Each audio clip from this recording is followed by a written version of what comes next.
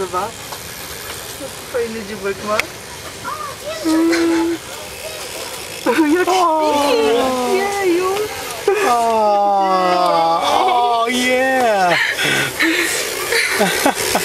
Śmieszny.